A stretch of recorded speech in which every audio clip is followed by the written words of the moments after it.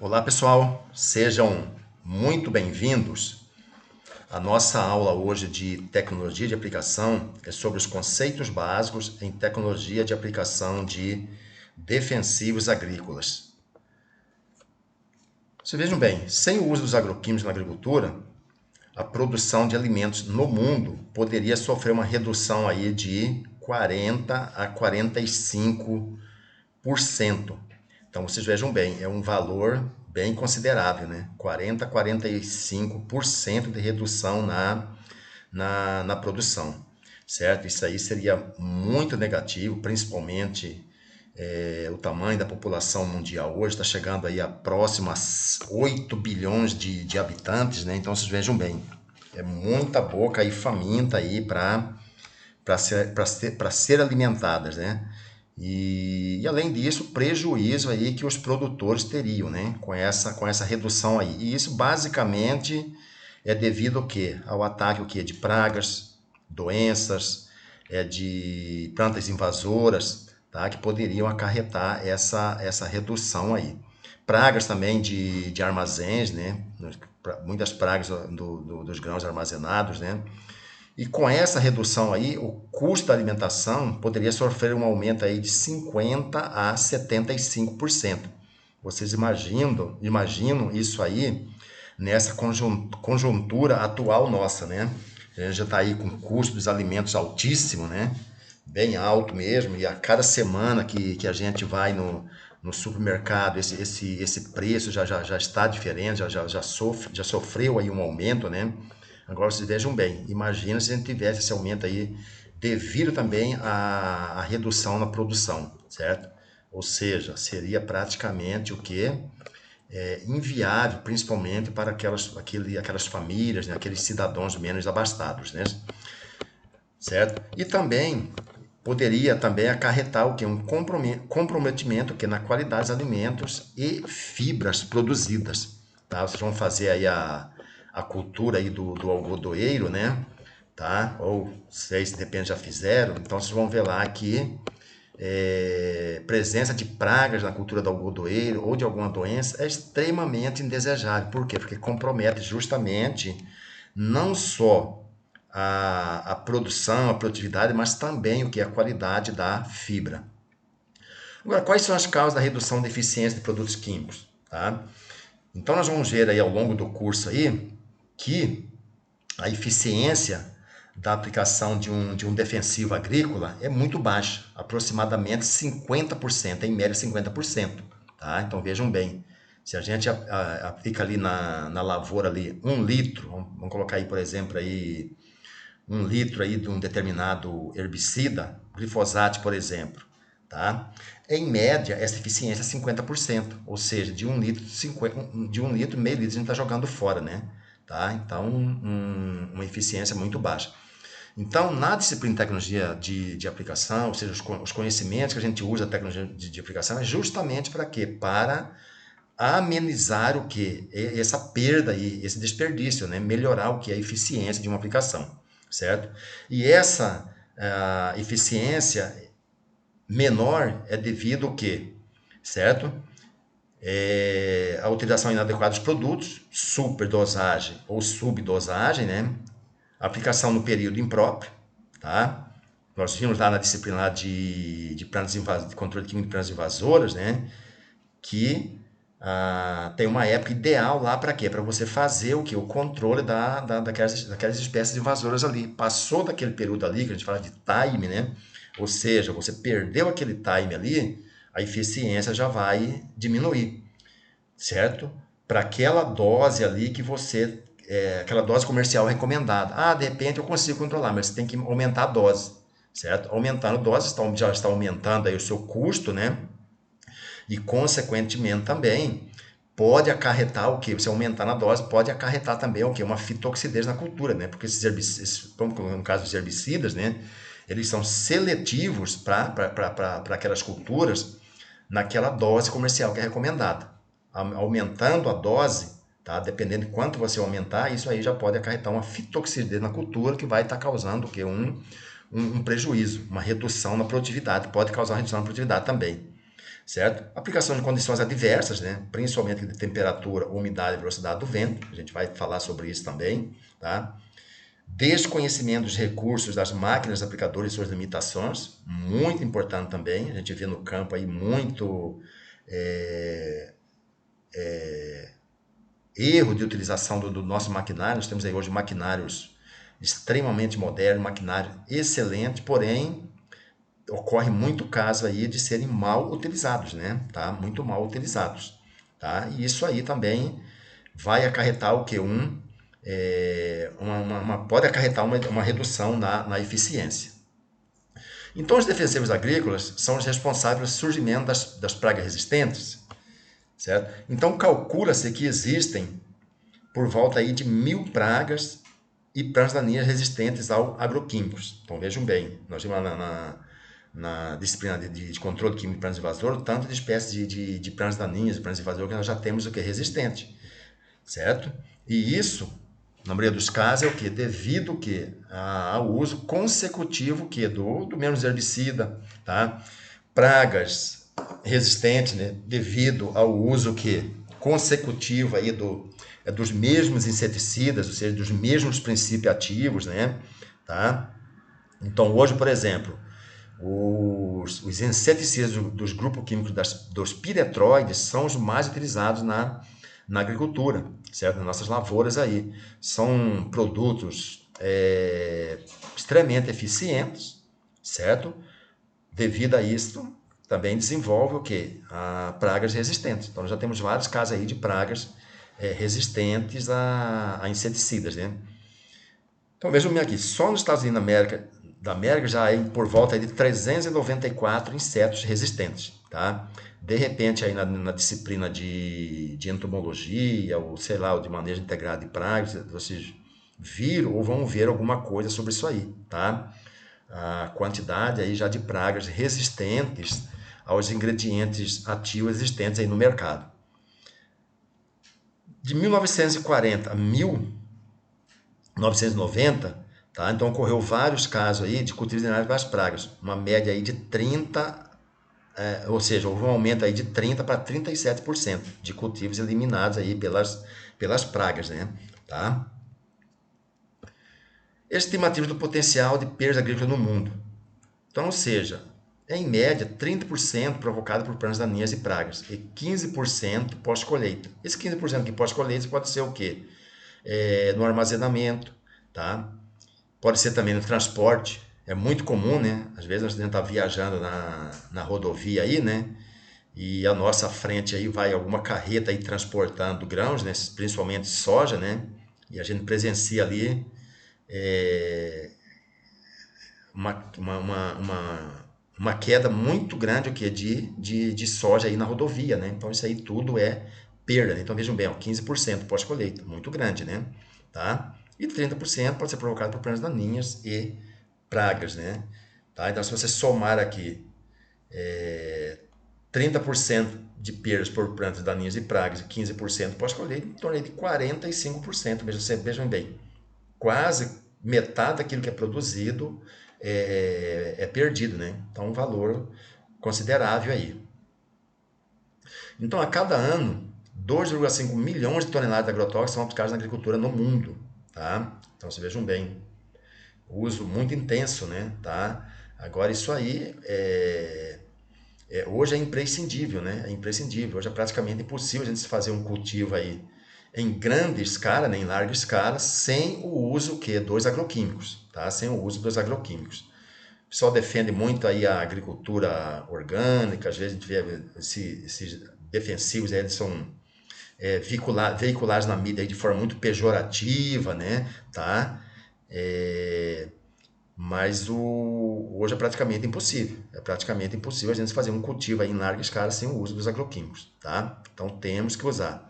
Segundo o IBAMA, em 2017, a agricultura brasileira usou 539,9 mil toneladas de pesticidas, tá? Eu creio que aqui deve estar incluso o quê? Inseticida, herbicida, fungicida, deve estar tudo dentro desse valor aqui, tá? Então, veja bem, 539,9 mil toneladas de pesticidas, certo? Então, representou um gasto aí de 8,8 bilhões de dólares, tá? Coloca aí o dólar hoje aí, por exemplo, ontem a cotação, se não me engano, estava 5,13, né? Certo? Você vê aí quanto que vai dar esse valor aí, tá? Então, quanto maiores consumidores de agrotóxico, né? Então, nós temos aqui em bilhões de dólares. Nossa, aqui, pessoal, um dado aqui de 2013, tá? 2013. Então, com certeza, esse valor aqui já é bem maior, né? Então, vejam bem, o Brasil, ó, tá? Então, o Brasil aqui, ele gastou em 2013 aqui, certo? Em média aqui, olha só, em torno aqui de 10 bilhões de dólares, né? 10 bilhões de dólares. Então, muito dinheiro, né? Isso aqui entra tudo, né? São os agroquímicos, por exemplo, fungicida, inseticida, herbicida, entra todos esses produtos aí, certo? Gasto com agrotóxico por produção, em 2017, então isso aqui já é por produção, né? Então o Brasil aqui gastou 8,1, se aqui é em, deve ser em bilhões, né? 8,1 bilhões, né? Tá? Certo? Então, por tonelada, não, 8,1 dólares por tonelada, tá? 1,29 por tonelada, certo? Então, seja um valor bem considerável, né? Tá? Gasto com agrotóxicos por área, plantado em 2017, certo? Então, veja bem aqui, o Brasil gastou em média aí 111,2 dólares, tá? 111,2 dólares, tá? É, por área, tá? Por área plantada, ou seja, em dólares por hectare, certo? Agora, isso aqui só com agroquímicos, ainda vem aí o custo aí como se diz, por exemplo, com fertilizantes, né? Mão de obra, maquinário, né? Certo? Então, ou seja, aqui é uma reflexão inicial aqui, né? Então, o pulsador é regular criosamente, igual a plantadeira, tá? Infelizmente não, pessoal, tá? Eu vou até antecipar essa resposta aqui, infelizmente não. Infelizmente o nosso pulsador, ele não é, na maioria dos casos, né? Ele não é regulado criteriosamente igual uma plantadeira. A gente trabalhou, já fez uns trabalhos aí de avaliação de pulverizadores praticamente em todas as regiões produtoras de grãos no Brasil, certo? No Rio Grande do Sul, Paraná, Mato Grosso do Sul, Mato Grosso, e a gente encontra erros assim absurdos, tá? Erros absurdos, por exemplo, na taxa de aplicação. O produtor, de repente, queria aplicar lá 100 litros por hectare, está aplicando 120, ou está aplicando 70, 80 litros por hectare, tá? Então, erros, é, às vezes até primários, né? Coisas fáceis de corrigir, certo? Então, a gente vai estar mostrando para vocês numa aula aí, acho que na aula que a gente vai falar lá sobre projeto IPP, que é a Inspeção Periódica de Pulverizadores, a gente vai estar mostrando para você aí essa situação, tá? De erros grosseiros na questão de regulagem, que é do pulverizador, tá? Coisa que pode ser evitada tranquilamente, certo? Então vejam bem, no início da safra, a plantadeira é regulada criteriosamente, né? Certo? Criteriosamente, ali geralmente o técnico de campo, né? Quando está fazendo a semeadura, certo? Ele vai lá, confere lá no linha de semeador se a vazão de semente está correta, né? Se a densidade de semente ali, ou seja, regulou lá para milho, sei lá, 7 sementes por metro linear. Vai lá conferir, né? Realmente está caindo aquela quantidade de sementes, então isso é conferido. O pulverizador, dificilmente o pessoal faz isso. Vai lá, regula, faz a aplicação. Hoje nós temos aí os nossos pulverizadores, praticamente a maioria deles já com computador de bordo, né?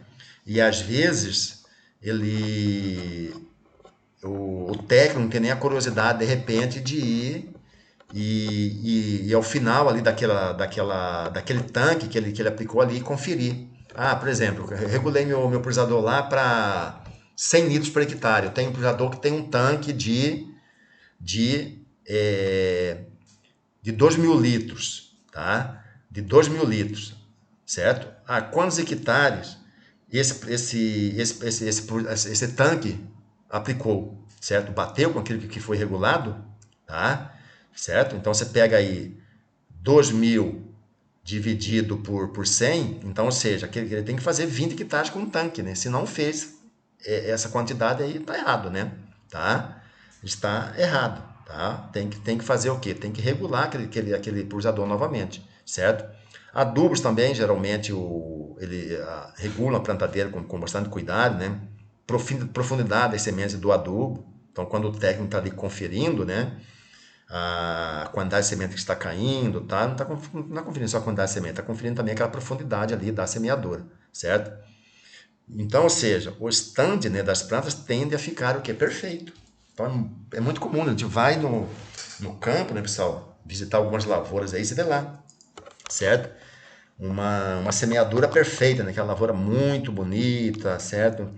Uma distribuição bem uniforme das sementes, tá? Por quê? Porque o pessoal tem esse cuidado, tá? Essa regulagem criteriosa que é da plantadeira. Porém, em muitos casos, já não tem essa preocupação, já não tem esse cuidado, esse mesmo cuidado com o pulverizador, tá? Com o pulverizador, certo? E é muito importante fazer o que? Uma boa regulagem do pulverizador, fazer uma manutenção bem feita, certo? Sempre estar ali conferindo, fazer um checklist, não tem nenhum vazamento, não tem bico, ponta, né, estragada, tá? Então a gente vai fazer algumas aulas sobre isso aí, beleza? Então, por que o pulverizador não é tratado com o mesmo cuidado que a plantadeira? Certo? Uma plantadeira passa uma ou duas vezes apenas durante uma safra, certo? Um pulverizador passa de 3 a 10 vezes, certo? Então vejam bem, o prejuízo que isso pode acarretar. No nosso trabalho também, a gente fez lá uma estimativa, né? Uma estimativa o quê? De danos econômicos, certo? Devido que a erros numa pulverização. Você tem lá uma ponta que está estragada, que está jogando uma quantidade maior do que aquilo que é recomendado, certo? Depende o recomendado seria 100 litros por hectare, tem uma ponta que é estragar ali, acaba que o pulverizador está jogando mais de 100 litros, certo? Então, a gente fez essas estimativas, tá? Calculou esse dano econômico. Às vezes eu mostrava esse produtor e ficava até assustado. Nossa, tudo isso, tá? Falei, pois é, né? Certo? Quanto que você gasta aí para você trocar todas essas pontas aqui, certo? E quanto que essa ponta estragada está jogando fora? Então justifica você fazer o que? Essa substituição. E o produtor, geralmente, você consegue o que? Sensibilizá-lo, tá? Se você mostrar para ele tá, o prejuízo que está sendo acarretado ali, certo? O dano econômico que está sendo causado. Caso contrário, às vezes ele não dá muita importância, né? Certo? Então, vejam bem, então os cuidados com a pulverização são tão importantes quanto os cuidados com o plantio, tá? Na verdade, é o que? É uma engrenagem ali que ela tem que funcionar o quê? Tem que funcionar tudo perfeitamente, né? Tem que estar tudo conectado, né? Uma boa semeadura, uma boa aplicação de defensivo, certo? Uma boa colheita também, sem perdas, ou perdas o mínimo possível, né? Um transporte bem feito, certo? Ver, por exemplo, essa questão do caminhão que está transportando ali, tá? Com quais condições desse caminhão, como que está aquela carreta, né? Então isso é muito importante. Então, justamente para evitar que a gente tenha aquele prejuízo lá de em torno aí de 45%, né? Que é muita coisa, né? Tá? Então, pessoal, a história da pulverização, tá? Então, esse autor aqui, por exemplo, Beaumont, 1981, então ele cita o quê? Que usavam a fumaça da queima de enxofre para controlar o que? Pulgão em trigo, certo? Então, ou seja, essa queima do enxofre aí, então, na verdade, ele não vai matar o pulgão, serve simplesmente o quê? Como repelente, né? Tá? Como repelente. Então, queimava ali o, o enxofre ali, né? O enxofre ali, aquela fumaça ali ia repelir o que? Aquela população de pulgão que estava ali atacando o que? A cultura do trigo. Mas isso em 1981, né? Tá?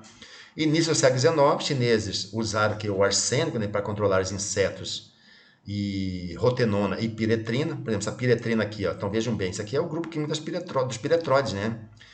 Permetrina, piretrina, ametrina. Então são inseticidas o quê? Do grupo químico dos piretróides, que são largamente utilizados até hoje. Que eu falei aí que são o quê? São produtos muito eficientes para controle de insetos, tá? E tem uma baixa toxicidade para animais. Baixa toxicidade para animais. certo? Porém, já temos aí casos aí de várias pragas resistentes a esse ingrediente ativo, né? E também aí o inseticida utilizado aí nos nossos produtos aí para fazer o controle aqui de pernilongo nas nossas casas, né? Tá? Por exemplo, lá o Baygon, é, o SBP, você pode olhar lá na lata, lá quando tiver aí acesso a alguma desses produtos aí, pode olhar que você vai ver lá. É alguma trina da vida lá que está lá. Ou seja, são produtos que é a base de piretróide. Então é justamente por isso. Por quê? Porque é um inseticida extremamente, é um produto químico extremamente eficiente para o controle dos insetos e de baixa toxicidade, o quê? Para humanos, né? Para animais, tá? Então por isso que ele é largamente utilizado aí para esses produtos aí de controle de pernilongos, tá? Ou seja, de insetos urbanos, né? De forma assim geral. Então, 1865, aconteceu aí o Verde de Paris, né? O uso do arsênico e cobre, controle do besouro da batata do Colorado, tá? Então, cobre até hoje ainda é usado, o pessoal usa isso aqui muito em agricultura, o pessoal fala agricultura orgânica, né? Certo? É um metal pesado, né? Ah, não usa agroquímico, porém usa cobre, né?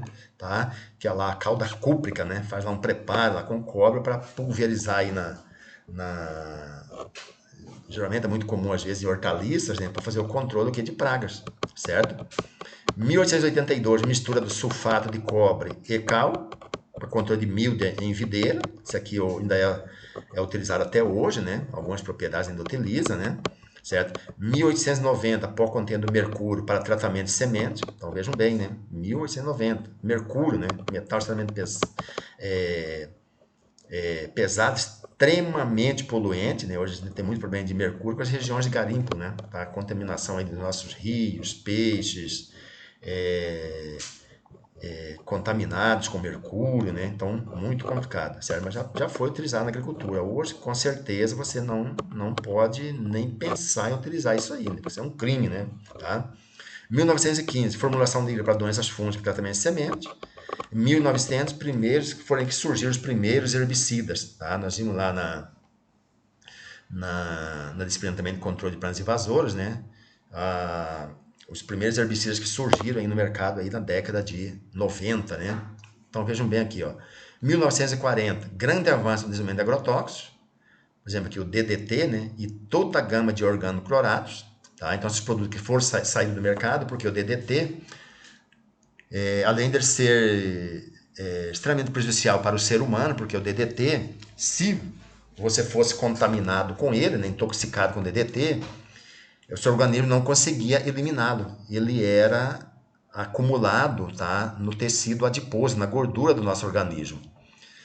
Aí, à medida que você ia utilizando, ele ia acumulando, até chegar ao ponto, de repente, da dose que já acumulava ali, poderia causar o que era a morte, certo? E também ele foi proibido, por quê? Porque permanecia aí muito tempo no solo, né? Tá? Foi constatado aí que ele poderia permanecer até por 20 anos no solo. São esses inseticidas do grupo químico dos organoclorados, por exemplo, DDT, Aldrin, então foram o quê? Banidos do mercado. Ainda continuou sendo utilizado aí por muito tempo aí para controle o que de pragas urbanas, né? Principalmente pernilongos, né? Tá aí para a campanha aí dessa, principalmente quem utilizava muito era a antiga Sudan, depois passou para Funasa, agora nem sei qual é essa instituição, mas foi proibido. Então hoje nem para controle, por exemplo, de mosquitos em áreas urbanas é permitido, tá? Foi banido do mercado. Também nessa década aí de 40 que foram desenvolvidos, que teve o desenvolvimento mais significativo dos equipamentos, né, de pulverização, certo? Então esses autores aqui, Axon e Yates, né, em 1939, eles dizem que em 1996 surgiram as primeiras pontas de pulverização. Então vejam bem, então a gente vai ter uma aula aí, certo? Na verdade não, uma não, a gente vai ter umas 3, 4 aulas só sobre pontas de pulverização. É lá o dispositivo, para mim é o dispositivo, um dos dispositivos mais importantes do pulverizador, tá? É um dispositivo mais importante do pulverizador, porque ela vai afetar diretamente o que? Na eficiência lá da sua pulverização, da sua aplicação, beleza? Então, de 1896 até hoje, houve uma grande evolução no processo de síntese química. A gente vai ver aí a evolução que teve aí na questão aí da produção, da criação aí de novos produtos, principalmente questão de dose, de toxidez, né, tá? Então nós tínhamos produtos que era tarja vermelha, né, ou seja, extremamente tóxico. Hoje ele é, de repente, tarja amarela, né, tá? Tarja amarela, medianamente tóxico, né, certo? Isso foi possível que mexer apenas na formulação. É o mesmo ingrediente ativo, tá? Só mexeu na formulação, né? De repente mudou lá algum aditivo, algum adjuvante, né? E esse produto diminuiu que é a sua toxicidez, certo? Também nessa década que teve o oferecimento de milhares de novos produtos. Então, técnicas de aplicação. Ela evoluiu aí, né, da aplicação aí de produtos sólidos para aplicações líquidas, né, tá? Então essa aplicação de produtos sólidos aí era muito difícil, geralmente utilizava aí é, doses muito altas, né? Por exemplo, tem produto aí que a gente vai ver ali que se utilizava até 20 quilos por hectare, né? Tá? Então muito sujeito aí à deriva, ser transportado pelo vento, né? E aí, hoje não. Hoje nossas aplicações aí é basicamente o quê? Em pulverização, certo? E aplicações líquidas, tá? Também as lavouras também sofreram uma grande evolução, né? Certo? Há algum tempo atrás aí eram mais lavouras de subsistência, hoje aí depois aí esse DEC 70, né? DEC 70 aí evoluiu aí para lavouras comerciais, então a gente vê aí, né, hoje a pujança aí da nossa agricultura aí no Mato Grosso, né? Imensas áreas aí, tá? Então, lavouras comercial, então, ou seja, por exemplo, o nosso produtor, ele saiu de produtor rural para um grande empresário que é rural, né? Tá? Certo? Então, aqui a soja teve uma evolução muito grande na década de 70, né? Principalmente aí com a entrada da soja aqui no Cerrado, no Cerrado do Mato Grossense, certo? Então, até a década de 60, achavam que praticamente era impossível que se produzir soja aqui no Cerrado. Por quê? Solos é, pobre em fertilidade, extremamente ácidos, né? Certo? Então, graças à tecnologia desenvolvida principalmente pela Embrapa aí, que tornou-se possível essa produção hoje de grãos de cerrado, né? Tá? Principalmente o que? A questão aí da correção do solo, tecnologia desenvolvida para correção do solo, calagem, né? Fazendo a correção dessa calagem, tá? desse pH, né? E também várias pesquisas aí sobre a questão o quê? A adubação, né? Então, vocês vejam bem, a pujança, que é o estado do Mato Grosso hoje. Só para pegar um exemplo, tá? Vamos pegar um exemplo aqui do Mato Grosso, né? Mas a soja e os grãos hoje já está entrando aí até por exemplo, no Amapá, né? Já estão se produzindo o que soja, Roraima, Acre, tá? Então praticamente já está aí no Brasil inteiro, né? Certo? Plantio direto, utilizava muito o pulsador de arrasto, né? Seja na década de 90, né? Certo? Então, por exemplo, comando de vazão, velocidade vezes dose, utilização de comandos eletrônicos, então isso aí evoluiu para comandos eletrônicos, né? Uso de GPS, né? Então hoje praticamente aí todos os pulverizadores nossos aí estão equipados com GPS, né? Computador de bordo, né? Certo? Redução de volume, redução de deriva, tá? Autopilot, ou seja, nossos pulverizadores aí autônomos, né? Temos vários aí no mercado, certo? Vários aí no mercado, tá? Pulverizadores automatizados, né?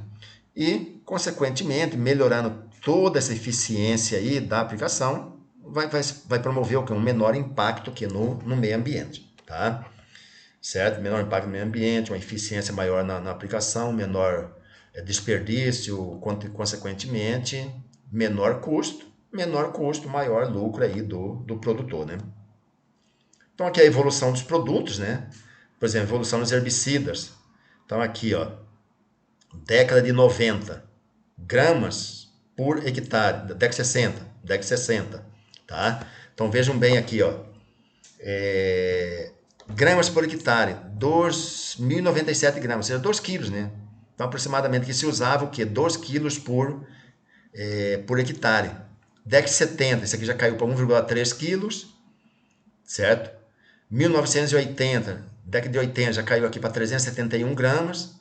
DEC 90 já caiu aqui para 242 gramas. Então, a redução é enorme aqui na dose, né? Então, isso aqui é muito importante, pessoal. Principalmente o quê? Quando você vai fazer uma mistura em tanque, né? Tá? Mistura em tanque. Então, quanto menor a dose do produto, certo? É mais fácil essa mistura, o risco menor de dar um problema de incompatibilidade, né? Tá? De incompatibilidade, de repente, física. A gente vai ter uma aula sobre isso aí, né? Sobre formulações de mistura em tanque, né? Tá? Então, vejam bem. Então, aqui, DEC 90, 242 gramas por hectare, tá? Hoje nós temos aí vários produtos aí que se usa 10, por exemplo. Vamos pegar o Invoque, tá? Que é o Staple, né? Um herbicida aí para a cultura do algodão, controle de folhas largas, né, em pós e emergência inicial na cultura do algodão, né? O Invoque você usa 10 gramas por hectare, né? Tá? Então vejam bem, certo? A evolução aí dos produtos. Então isso é muito importante, né? Dois inseticidas, então vejam bem aqui, ó, década de 60, em média aqui 1 quilo, né? Tá? DEC 70 já caiu para 300 gramas, DEC de 80, 71, DEC 90, vejam só, aproximadamente aqui 70 gramas, né? Por hectare. Fungicidas, também, muito parecido com inseticidas, né? Então, eu utilizava aqui no DEC 60 1,3 kg, né? 1,393 gramas, DEC 70, 533, 80, 414, 1990, em média aí, 185 gramas por hectare. Hoje, com certeza, aí já temos produtos aí que usam o quê? Uma dose aí, tá? Bem menor. Então, isso é muito importante, certo? Então, herbicidas no Brasil. Então, isso aqui, pessoal, a gente vai estar, depois de dar uma olhada melhor aí, né? Certo?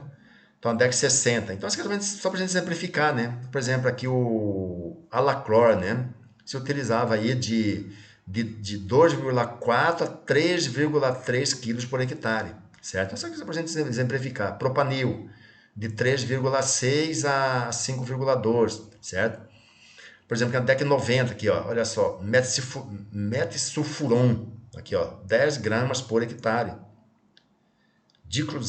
Diclosulan, 35 gramas por hectare, certo? Então, só para exemplificar aqui alguns produtos aí e a questão da importância aí da redução da dose ao longo aí do tempo, né? Inseticidas, tá? Então, por exemplo, aqui é o Dicarb, né? De 450 a 3,9, de 450 gramas a 3,9 quilos por hectare, né? Certo? DEC 90, olha só. Acetamiprid, aqui, ó, Divina 75, olha só. Tebufezonozoide, ó, 3 gramas por hectare, certo? Isso na DEC 90 já, tá? Fungicidas, então aqui é inseticida, fungicidas também, então aqui, ó. Tá aqui, ó, vários exemplos também, né? Mancozeb 1,6 a 4 quilos, tá? E aqui na DEC 90, ó, Frutiafol, aqui, ó, 50 gramas por hectare. Então, essa aqui, ó, vários produtos aqui, olha só. O quanto reduziu o quê? A quantidade que dá dose por hectare. Então, isso que o pessoal que a gente falou, né, pessoal? Anteriormente, né, a aplicação de organoclorados, né, não eram produtos sólidos, né? Então, vejam bem aqui, ó. Isso aqui é uma aplicação aqui de organoclorados, né? Tá? Então, produtos sólidos, né? Olha só. Então, se vejam bem aqui a deriva que isso aqui dá. Então, isso aqui acontece que pegava o vento aqui, boa parte que ia se depositar aí a, a vários metros de distância, né? Então, vocês imaginam, certo? A poluição disso aí. Então, aqui que a gente comentou, né? Os orgânicos cloráticos podem ficar o quê? No solo por até 20 anos, então muito tempo, né? Hoje a gente pega mais desses produtos aí, tá? Dificilmente ultrapassa 60 dias, tá? Seu resíduo ali no ambiente dificilmente ultrapassa 60 dias. A maioria deles degrada o que em 60 dias, tá? Então isso é muito importante aí do ponto de vista ambiental, tá? Então, tais recomendações técnicas de agroquímica no Brasil, tá? Menos volume, mais eficiência, certo? Tá? Então aqui, né? Então, basicamente tá mostrando o que a gente já comentou anteriormente. tá? Essa tabela aqui, né? Certo? E em 2000, a gente já comentou também o quê? Que já temos produtos aí com doses bem menores que isso aqui. A gente viu também alguns exemplos anteriores ali, né? Por exemplo, um produto lá com 3 gramas por hectare. Tá? Aplicação de herbicidas, olha só, 12 gramas de orientativo por hectare, certo? 3,5 gramas de produto comercial, tá? Então, esse aqui é o metsulfuron metil. Vamos mostrar aqui que é esse Ali, né? Tá? Ali, certo? 20 a 40 litros de calda, 10 a 30 gotas por centímetro quadrado, 200 a 400 micrômetros, a gota, esse é o tamanho da gota, né? De 200 a 400 micrômetros, tá? Então aí, falar muito bem sobre isso aqui mais para frente. E a altura de voo aqui, no caso se for uma aplicação aérea, de 2 a 4 metros o que de altura, certo? Então, no estado do Mato Grosso, né? Então, somente 30% do potencial da área agricultável é explorada. Então, vejam bem, ainda temos aí muita área, tá, para ser explorado aqui no estado do Mato Grosso. Apenas, certo? 30% do nosso potencial está sendo explorado no momento. Então, ainda temos aí muita área aí para ser explorada. O Mato Grosso pode crescer muito, né, em termos aí de produção agrícola, certo? Que já não é o que acontece, por exemplo, no Rio Grande do Sul, Paraná, que não tem mais como eles expandir suas áreas lá, já estão aqui nos seus limites máximos, né? Tá? Perfil dos produtores. Então, 30% dos produtores no Mato Grosso, eles usam o avião, mais pulverizador, para fazer pulverizador tracionado, né? Ou seja, pulverizadores de arrasto, né? Para fazer a aplicação, né? 27% pulverizador tracionado, 23% pulverizadores autopropelidos, né? Tá? Por exemplo, vou citar um exemplo aqui, o Uniport, né? Tá? 13% avião mais pulverizador autopropelido e 7% avião mais pulverizador tracionado mais autopropelido. Tá? Então, isso aqui é um perfil aí, em média, né, pessoal? Em média, isso aqui pode variar de região para região. Então, pessoal, então o que é tecnologia? Então, a tecnologia ela consiste na aplicação dos conhecimentos científicos a um determinado processo produtivo, tá? E o que é tecnologia de aplicação de defensivos, tecnologia de aplicação de produtos fitossanitários? É a correta colocação do produto biologicamente ativo no alvo, em quantidade necessária, de forma econômica, com o mínimo de contaminação de outras áreas, tá? Então, é justamente isso que a gente visa aí com a tecnologia de aplicação, certo? Fazer uma aplicação correta do produto, tá? Uma correta colocação desse produto no alvo, seja melhorar a nossa eficiência. Então, a tecnologia ela é vista como uma expressão material de um processo que se manifesta através de instrumentos, máquinas, dentre outros, cuja suposta finalidade é melhorar a vida humana, certo? Então, a tecnologia, a gente espera que ela venha para melhorar a nossa qualidade de vida, né? A nossa vida humana, né? Tá? Então, é justamente isso que a gente busca. Então, evolução na tecnologia de aplicação. Então, vejam bem, né? Evolução do modelo da polvilhadeira, desenvolvida pelo senhor Nishimura, né?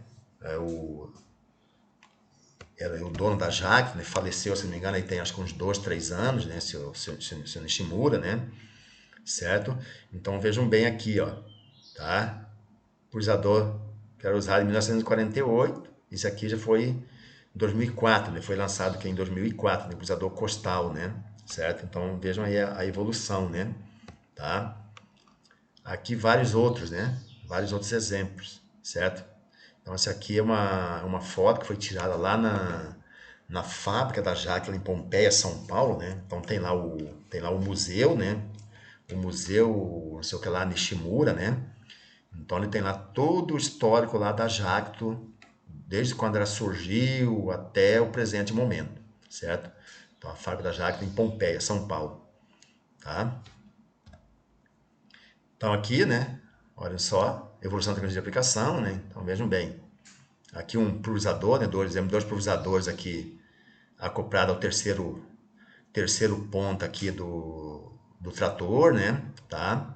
Tracionado aqui pela TDP, né, certo? Tracionado pela TDP. E aqui, e vejam bem, né? E aqui nós temos um cidadão pendurado aqui, né? Sem nenhum EPI. Então você imagina, né? Imagina a situação desse cidadão aqui, o tanto que não está sendo exposto ao, à contaminação aqui, né? Certo? A contaminação. Aqui já o nosso Ipanema, né? Tá? 100% álcool, né? Tá? 100% álcool. Então nós temos ele a querosene, temos ele o que a álcool. Isso aqui eu não lembro qual ano que foi lançado, mas né, não é muito antigo não. Deve ter aí uns 10, 12 anos, certo? Que foi lançado o Ipanema a álcool. E eu não lembro a economia, mas é uma economia considerável aí com o gasto com combustível, certo? Isso aqui nós temos aqui um autopropelido, né? Tá? Um pulverizador, um autopropelido. Então, só para a gente ver a questão aí da evolução da tecnologia de aplicação de defensivos agrícolas. Então, quais são os parâmetros importantes para que tenhamos sucesso na aplicação de defensivos agrícolas? Então, para que a gente tenha um sucesso na aplicação, então devemos fazer o quê? Uma correta seleção do tamanho das gotas. A gente comentou, a gente vai ver isso aí, de acordo com o nosso alvo. Qual o tamanho de gota ideal, certo? Não só conforme o ar, mas dependendo das condições ambientais também, temperatura, umidade, velocidade do vento, qual o tamanho de gota ideal, certo? Qual a cobertura, né? Ou seja, quantas gotas, no mínimo, a gente deve ter ali por centímetro quadrado, para você ter um bom controle. Então, isso depende também do alvo, tá? Uma praga, um inseto, é uma praga, uma planta invasora, certo? É um fungo, uma doença, né? Então, qual a cobertura ideal? Ou seja, qual a recomendação mínima do número de gotas por centímetro quadrado? Então, a gente vai estar vendo isso aí. Volume de cauda também é muito importante, tem tudo a ver com a cobertura também, né? Certo? Relacionado diretamente aí com a cobertura, principalmente que é o tamanho da gota e o volume de cauda. Parâmetros operacionais, velocidade, faixa, altura de voo, etc. Condições ambientais, né? Condições ambientais, climáticas, sempre se preocupar com a temperatura, umidade, velocidade do vento, portanto, para redução de perdas e derivos, tá? E o momento da aplicação. Então, ou seja, adequação dos parâmetros, as recomendações agronômicas. Então, a gente vai ver essas recomendações agronômicas também, tá? A gente vai ver essas recomendações agronômicas, que estão ligadas diretamente também o que? Por exemplo, a cobertura, tá? Então, você pega lá o número mínimo de gotas por metro quadrado, é uma recomendação agronômica. Então, qual a diferença entre pulverização e aplicação? Então, pulverização é processo físico, mecânica de transformação da substância líquida em partículas ou outras. Tá? Então, você colocou ali o seu produto ali na água, no tanque do pulverizador, certo? Formou ali a cauda, tá? Aí você vai regular uma pressão, o pulverizador vai trabalhar naquela velocidade, numa determinada velocidade, né? Certo? Então você começou a aplicação ali, aquela cauda ali, quando aquele filê de água se transforma em gota, então seria o que? A pulverização. A aplicação seria a deposição sobre um alvo desejado, com tamanho e densidade adequados ao objetivo proposto, certo? Então você pode estar, de repente você pode estar fazendo aí uma pulverização, porém pode não estar fazendo o que? Uma aplicação. Você está fazendo a pulverização ali num determinado local, né? E essa gota sua pode estar indo depositar o que? Na área do vizinho, certo? Ou seja, numa área mais distante o que? Do seu alvo. Então você está fazendo uma pulverização, mas você não está fazendo o que? Uma aplicação. Por quê? Porque as gotas não estão depositando o que? Corretamente naquele alvo que você almeja, certo? Então essa é a diferença entre pulverização e aplicação, tá? Então nós temos aqui pulverização, né? Solução de aplicação em gotas. Então aqui, ó. Então essa aqui é a aplicação. Aqui nós temos as gotas, né? Tá? Aqui nós temos as gotas. E aqui nós temos a aplicação. certo? Aqui a deposição aqui no alvo, né? Tá? Então nós temos aqui a deposição no alvo. Retenção, quantidade atingindo o alvo, tá? Cobertura, distribuição no alvo, certo? Então, cobertura geralmente é o que? Número de gotas, o que? Por centímetro quadrado, tá? Por centímetro quadrado. E retenção seria o que? A permanência, né? Daquela gota que é ali no alvo, né? Numa folha, certo? Ou seja, é a quantidade que vai ficar depositada na folha, tá? Se essa gota aqui, por exemplo, escorrer e cair no solo, então não houve o que? Uma retenção, não ocorreu uma retenção, beleza? Então, só mostrando aqui, né? Aqui, então justamente mostrando aqui, ó.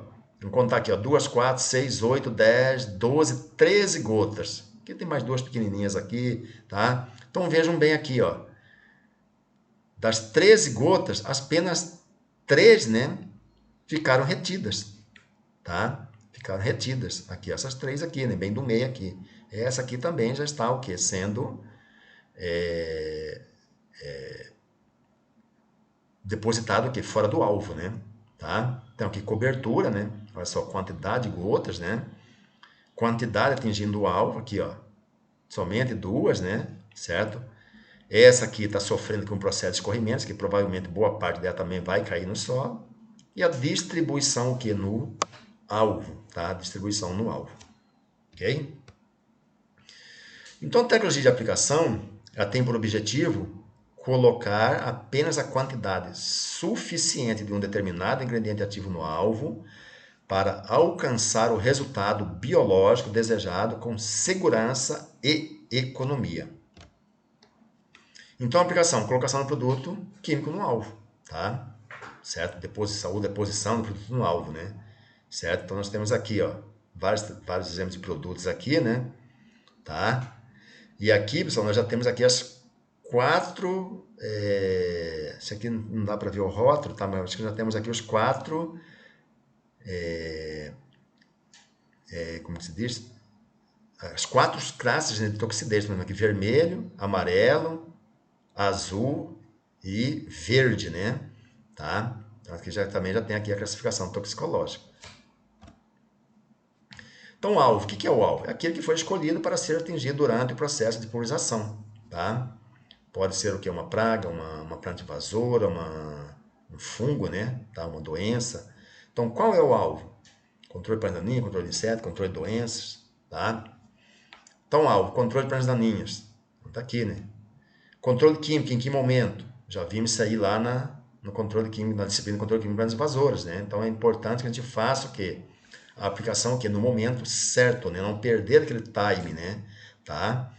Que a gente já comentou. Porque senão, de repente, um produto que era eficiente, tá? Para aquela espécie de planta daninha, se você perdeu ali o tempo correto, o momento correto para fazer a aplicação, tá? Já pode não ter o que? Um bom controle, né? Então, controle de planta daninha. Controle químico em que momento? Pré-plantio incorporado, pré-emergente, pós-emergente, tá? Então, qual a diferença entre regular e calibrar o equipamento? Então, regular, ajustar os componentes da máquina às características da cultura e produtos a serem utilizados, tá? Então, regular, ajustar os componentes da máquina às características da cultura e produtos a serem utilizados, tá? Então, seria o que? Ajuste da velocidade, tipos de pontas, espaçamento entre bicos, altura da barra, tá? Então, isso é o que? É o regular. Você regular lá o pulverizador. Você vai fazer esses ajustes, né? Tá? Calibrar, verificar a vazão das pontas, determinar o volume de aplicação e a quantidade de produto a ser colocado no tanque, né?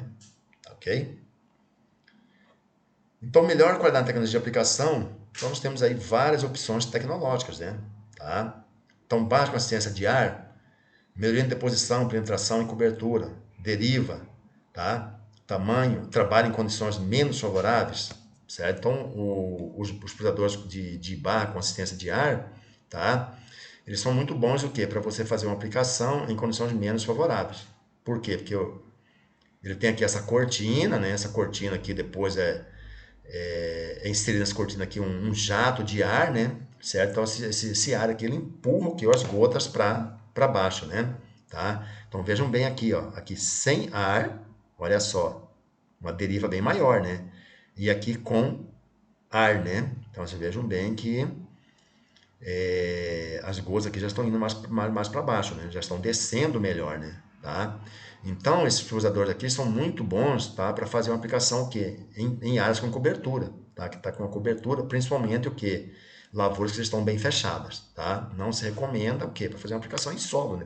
Depende de fazer uma aplicação de um herbicida pré-emergente. Já não é recomendado, tá? Então, 6 perguntas importantes, tá? Para nós aqui. Então, ou seja, quando a gente vai fazer uma aplicação defensiva, então a gente tem que estar sempre atento para isso aqui. Estou aplicando o produto no momento certo? Tá? Meu pulverizador está em bom estado e bem regulado? Estou fazendo a gota no tamanho adequado? Estou aplicando nos horários adequados? Estou verificando se as gotas estão chegando aonde precisam chegar? O número de gotas por centímetro quadrado atende à necessidade do produto? Tá? Então, muito importante. Então, sempre a gente devemos sempre atentar o quê? Para essas situações aqui, tá? Sempre está fazendo o que? Essa pergunta. Esse é a nossa responsabilidade enquanto técnicos, né? Tá? Enquanto técnicos, certo? Fazer esse acompanhamento, tá sempre atento, né? Tá? Então, 5 perguntas que os produtores gostam de fazer. Tá? Então, aqui são 5 perguntas que nós técnicos devemos fazer, né? Nos fazer, né? Tá? Que nós devemos nos fazer, certo? Já essa aqui, 5 perguntas que os produtores gostam de fazer. Qual o volume ideal de aplicação? Qual o melhor tamanho de gotas? Qual a melhor ponta de pulverização? Que pressão de trabalho deve ser utilizada? Devo usar adjuvantes? Quais? Tá? Então, pessoal, ao longo do semestre aqui, a gente vai estar respondendo aí todas essas perguntas, tá? Todas essas perguntas aqui que os produtores gostam de fazer. Tá? E às vezes a gente vai alguma propriedade, né? Às vezes fazer algumas avaliação de máquina, né? Então, sempre o produtor pergunta, sempre vem com essas perguntas, né? São as perguntas mais comuns, geralmente, que a gente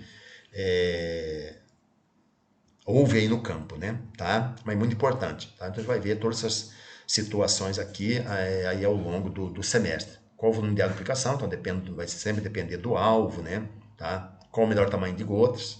Também depende do alvo, das condições ambientais, né?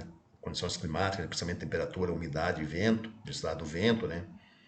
Qual a melhor ponta de pulverização? Vamos aprender aí a fazer uma escolha correta de uma ponta, tá? De acordo com o alvo que nós queremos atingir, de acordo com as condições ambientais também.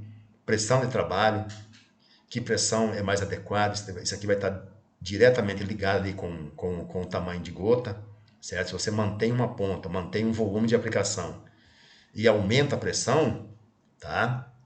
Você vai estar reduzindo aqui o tamanho da gota. A gente vai discutir muito bem isso aí. Devo utilizar adjuvantes? Vamos ter uma aula também só sobre esse assunto aqui, sobre adjuvantes. É um assunto bastante polêmico ainda, não existe ainda muito consenso, né? Tá? Quanto ao uso ou não, certo? Mas quando se deve usar, vem lá recomendado no rótulo lá do produto, tá? Se não recomenda nada é porque não precisa, certo? É porque não precisa, beleza? Mas a gente vai estar conversando melhor sobre isso aí mais para frente. Vamos ter uma aula sobre adjuvantes, tá? Quais os adjuvantes tem no mercado aí, de acordo com a sua finalidade. É um antiespumante, é um tamponante, certo? Seja um adjuvante aí que vai evitar uma variação de pH da calda, tá? Então vai estar discutindo bem isso aí, ok? Então é isso aí, pessoal, tá? É isso aí. Qualquer coisa nós estamos à disposição.